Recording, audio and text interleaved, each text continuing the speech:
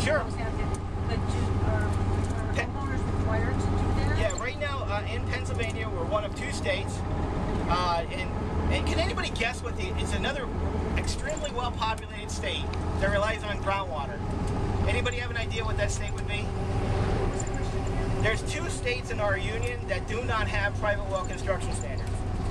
Okay? Now the other state that doesn't have it is another well-populated state that relies heavily on groundwater. Any idea?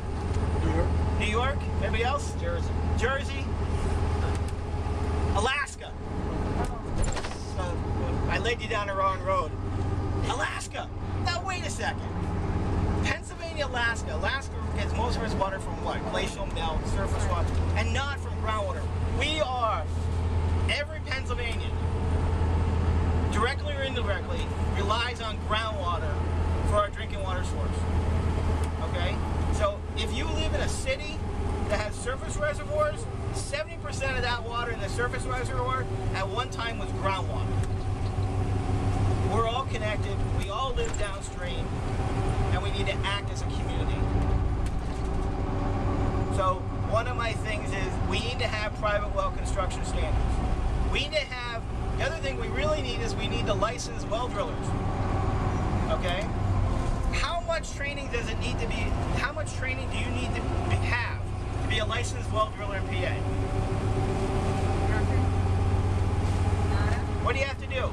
You fill a piece of paper out, you send 25 bucks, and you're a licensed well driller in PA. Yeah, I'm a licensed well driller, and I'm probably one of the most educated. I've drilled in, my entire experience drilling is I've drilled 20 feet. Would you want me to be the guy drilling your well? I wouldn't. Now, would you want me to be the guy designing it? Yeah. Drilling it? No. But we need that. So we need private well construction standards for all new wells. We need to put in a program to license well drillers and train them to make good decisions.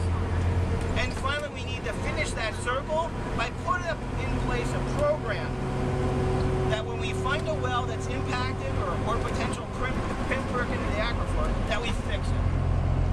One way we could do that would be put in place 2 potential programs.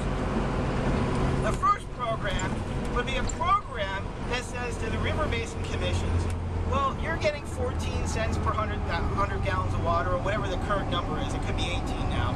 We would like a small percentage of that put into a fund to fix private wells. The river basin commission, well, we need that money to protect the watershed. Well, what better way to protect the watershed than protect the headwater? Every stream starts with groundwater. What better way to protect those is making sure all the groundwater wells are producing or sealed not to facilitate contamination. The next thing we can do is the federal government has a program. It's called we're put together a microloan program that will help fund fixing private wells. And then the other thing, part of that is we can go to industry and say, hey, you guys working in the area, would you mind contributing to a program to do this? Help fix private wells that are identified as problems during baseline. And working as a community, I think we can solve that problem. But it takes that